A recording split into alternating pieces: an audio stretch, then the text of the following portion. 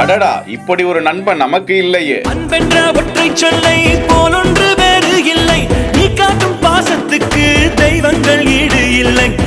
Welcome தார் owner என்று நண்பனை வரவேற்கும் உயிர் நண்பன். மொழியிலே மொழியாய் உன் பெயர் சொல்லாமல், விழியிலே விழியாய் உன் முகம் பார்க்காமல், உயிரினில் உனையே நான் இப்படி ஒரு சர்ப்ரைஸ அவர் எதிர்பார்க்கவே இல்லை.